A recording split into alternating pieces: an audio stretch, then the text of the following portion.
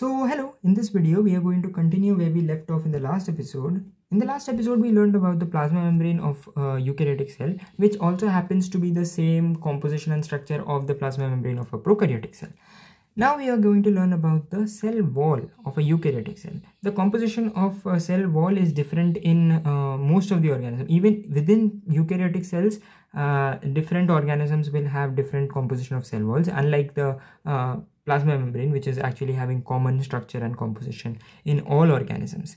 So unlike the plasma membrane, cell wall has different composition of cell wall has different composition among different organisms. Okay, so first let's understand which organisms have the cell wall. Okay, which organisms have a cell wall. Okay, so first prokaryotes and eukaryotes. So do prokaryotes have cell wall? Yes, all prokaryotes have cell wall, right? All prokaryotes have cell wall except for mycoplasma. Except mycoplasma, all prokaryotes have cell wall. And since mycoplasma does not have a cell wall, and since cell wall is very important for deciding the shape of the cell, and if mycoplasma does not have something that decides its shape, that means it can change its shape, and that is why it is said to be pleomorphic in nature, mycoplasma. Okay, so except mycoplasma, all prokaryotes have cell wall, whereas in eukaryotes, animal cells don't have cell wall. Except animal cells, most of the eukaryotes have cell wall, and different organisms will have different composition of cell wall. Okay, so let's read. As you may recall, a non-living rigid structure. So cell wall is actually a non-living rigid structure. Okay, non-living, that means it can't grow or anything, and rigid, that means it is very strong and its shape is fixed. It's a very strong structure. Okay, so as you may recall, a non-living rigid structure called the cell wall forms an outer covering for the plasma membrane of fungi and plants. So the cell wall is forming an outer covering for the plasma membrane. So the cell wall is present outside the plasma membrane. Okay, so fungi and plants, and since we are learning this topic under eukaryotic cells, that is why they have not mentioned prokaryotes here, whereas prokaryotes also have cell walls, right? Now cell wall not only gives shape to the cell and protects the cell from mechanical damage and infection, it also helps in cell to cell interaction and provides a barrier to undesirable macromolecules. So that's just the function of cell walls. It gives shape to the cell because it's a rigid structure. It protects the cell because it is a rigid structure and strong structure, and it also helps in cell to cell interaction. Well, that is due with the presence of plasmodesmata that we are going to learn in the coming lines, and provides a barrier to undesirable macromolecules. Okay. Now, algae have cell wall made of cellulose, galactans, mannans, and minerals like calcium carbonate. So that is the composition of plant. Even in plant, they are bifurcating it into algae and other plants, right? Other than algae. So algae have cell wall made of cellulose, galactans, mannans, and minerals like calcium carbonate. While in other plants, it consists of cellulose, hemicellulose, pectins, and proteins. So even in plant cells, they are bifurcating it into algae cell wall and other plants other than algae, the composition of those cell walls. Okay, so let's understand. So prokaryotes, we have not learned about the composition of cell wall of prokaryotes in this chapter, but I'll explain it, don't worry about it. In eukaryotes also, they can be divided into the composition can be understood by classifying them into fungi and plants, right? As they are mentioned here, fungi and plants. And in plants also, we can further divide it into algae and rest of the plants. So this is already mentioned. Algae and the composition of cell wall of algae and rest of the plants is already mentioned as cellulose, galactans, mannans, and calcium carbonate in algae, and cellulose, hemicellulose, pectins, and proteins. That is for the composition of any other plant cell other than algae. And but we have not understood, they have not told us about the composition of cell wall of fungi, right? So in fungi, the cell wall is majorly composed of a material called chitin, chitin. Okay, and in prokaryotes also there is a division into eubacteria and archaebacteria. Okay, see, as I said, all bacteria are prokaryotes and all prokaryotes are bacteria. That is why prokaryotes can be divided into archaebacteria and eubacteria. So eubacteria are essentially true bacteria, as you have learnt in eukaryotic cells, right? True true nucleus. So similarly, eubacteria are true bacteria, whereas archaebacteria are primitive form of bacteria. Okay, they are primitive form of bacteria. So eubacteria will have a composition. So these are all, it's all extra edge information. Like it's not mentioned here, but I'm explaining it to you. So it's very good, important, note it down. Okay, so eubacteria, they have a composition of cell wall. The cell wall of eubacteria is majorly made up of a material called murine or pseudomurine, or peptidoglycan.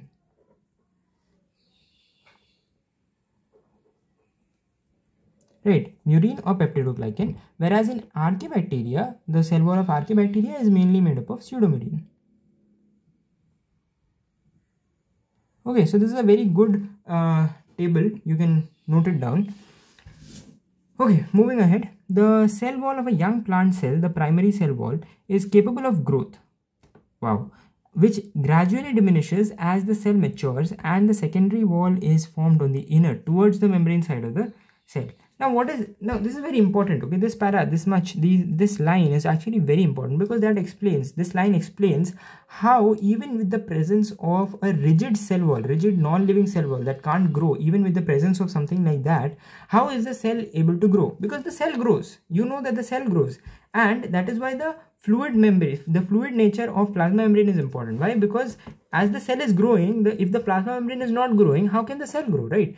And since the plasma membrane has fluid nature, that is why it can grow, the size can expand of the plasma membrane. But what about the cell wall? The cell wall is already mentioned to be a rigid structure. So how does the cell grow despite the cell wall being rigid structure? That is what is explained in this line. Okay, so let's read this. The cell wall of a young plant cell is the primary cell wall, which is capable of growth. Okay, so they are saying that when the plant is young, so I'll explain it. Okay, so when the plant is young, the young plant cell will have a primary cell wall, which is the initial cell wall. That cell wall is capable of growth. Okay, and as the cell increases in size and slowly matures, the primary cell wall gradually diminishes. And there is a formation of a secondary cell wall. And once the plant cell completely matures, the primary cell wall will completely diminish, and there will be a formation of secondary cell wall. Now they have also mentioned where the secondary cell wall is growing from. Okay, where is it growing towards? They are saying that the secondary cell wall is formed on the inner towards the membrane side of the cell. Okay, so which membrane are they talking about? They're talking about the plasma membrane, because as we have already read, the cell wall is actually a covering to the plasma membrane as well. It's an outer covering for the plasma membrane, right? So the cell wall is present outside the plasma membrane. So this membrane, this layer is actually the plasma membrane of the cell. So this layer is actually the plasma membrane of the cell. So where can the secondary cell wall grow? There are two ways, right? Either the secondary cell wall is growing towards here, or the secondary cell wall is growing towards the membrane, right? Towards the membrane. And they are saying that the secondary cell wall is growing towards the membrane and not towards the outside. So that is how the secondary cell wall is growing. Okay, I hope you understood this explanation. Okay, this is a very important line. The middle lamellae is a layer mainly made of calcium pectate, which holds or glues the different neighboring cells together. Okay, so the main function of the middle lamellae, which is made up of calcium pectate, the main function is to hold different cells together, hold neighboring cells together, right? So the cell wall and the middle lamellae may be traversed or means crossed by the plasmodesmata. As I said, plasmodesmata helps in cell-to-cell interaction. So the cell wall and the middle lamellae may be traversed or crossed by plasmodesmata, which connect the cytoplasm of neighboring cells. Okay, so this is very important. This is a very important line, and this is a very asked point in examinations. That middle lamellae, what is it made up of mainly? Other than that, let's understand what is being told here. They are saying that since we already know that cell wall is actually a non-living rigid structure and is not semi-permeable or anything like the plasma membrane. So molecules can cross across the plasma membrane, but the molecules must first cross through the cell wall and then the middle lamellae, and then only can it reach the plasma membrane, right? So how can it cross the cell wall if the cell wall is actually a rigid structure? How can the molecules cross a rigid structure, right? They can't. So to help molecules traverse the cell wall and the cell wall and the middle lamellae, there is a formation of something called plasmodesmata. So now what happens is that, see, I'll explain.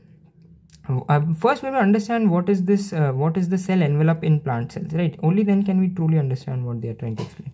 So the cell envelope is mainly made up of the innermost plasma membrane and then the middle lamellae, and the outermost cell wall, which is the rigid structure. So the plasma membrane molecules that, see, cell needs molecules from its environment, right? For its existence, the cell needs molecules from the environment. So the molecules can easily cross the plasma membrane, right, with the help of, either it can directly diffuse or it can use a facilitated transport like a protein or something. But how can molecules cross the cell wall and the middle lamellae? Because they are the rigid structures. Now for that they have provided slits. There are slits in the cell wall and the middle lamellae, and these slits connect neighboring cells, because there will be neighboring cells also here, right? There will be neighboring cells also here. They'll also want material from the other neighboring cells. So there will be neighboring cells. So these neighboring cells are actually connected. They are connected through with the help of these plasmodesmata. Okay, so that is the meaning. That is what is this plasmodesmata, and that is how it helps in this cell to cell interaction. So this plasmodesmata helps in two things. First thing, which is the it helps in communication between the neighboring cells, and the second thing, it helps in transport of material across the neighboring cells as well. So this is these are things that are the plasmodesmata. We can even understand this by looking at the diagram. You can see these slits. See, this is just one cell, but actually in a plant there will be many cells attached here, right? So different cells will be connected through these slits, and these slits actually connect the cytoplasm of the cell itself, right? That is how the two functions, which is the transport of molecules and communication between neighboring cells, occur. Okay, so with this we have finished the structure of cell envelope of eukaryotic cells as well. So now we know the structure of and composition of the cell envelope of prokaryotes as well as eukaryotes. So let's get a quick revision of that. Cell envelope, right? Cell envelope of prokaryotes. With this we have already finished the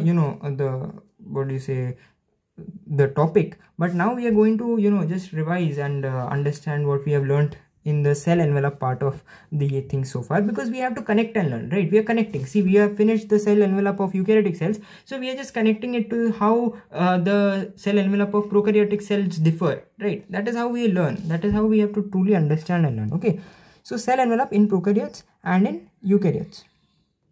You have to do these things yourself, right? You have to do these things yourself. You have to think that, oh, in prokaryotes we have finished learning about the cell wall of eukaryotes. Okay, so let's think what the cell envelope of prokaryotes was made up of. So then only you will understand and truly feel and learn these things. Okay, so in prokaryotes, what was the cell envelope mainly made up of? It was the outermost glycocalyx layer, the middle cell wall, and the innermost plasma membrane. Right, innermost plasma membrane. And since we already know that most of the prokaryotes have similar structure, then they won't have any difference in cell envelope as well, right? We know that all prokaryotes are fundamentally similar, whereas eukaryotes will be further divided into animal and plant cells, right? Animal and plant cells. In animal cells, the outermost layer is just the plasma membrane. That is what was told in till now in this chapter, that the delimiting structure of animal cells is plasma membrane, and no other. The cell envelope only contains plasma membrane. Then in plant cells, however, there are three layers, right? The outermost cell wall and the middle lamellae, which was made up of calcium pectate, right, which is a very important point, the innermost plasma membrane and the innermost plasma membrane. So notice here, the cell wall in prokaryotes is present as the middle layer, whereas the cell wall in plant cell is present as the outermost layer. And glycocalyx also can be further divided into if the glycocalyx is a loose sheath, then it is said to be a slime layer. It is called a slime layer. Whereas if the glycocalyx is a hard substance, then it is said to be capsule, right? So we can understand these things. And notice this, how plasma membrane is common in all cells, irrespective of what type of cell it is, whether it is a prokaryote, plant, animal, fungi, it doesn't matter. Plasma membrane will be present, and the structure and composition of plasma membrane is also mainly same in all the organisms. Whereas the cell wall will have different composition in plants, the cell wall will have different composition in prokaryotes, and middle lamella is not there in prokaryotes or animal cells, whereas glycocalyx layer is not there in either of the eukaryotes, and all those things. Slight differences you can notice in the cell envelope, right? Okay, so I hope you understood. With that, we have completely understood and finished understanding the cell envelope of all types of eukaryotes as well as prokaryotes. Okay, I hope you understood. See ya.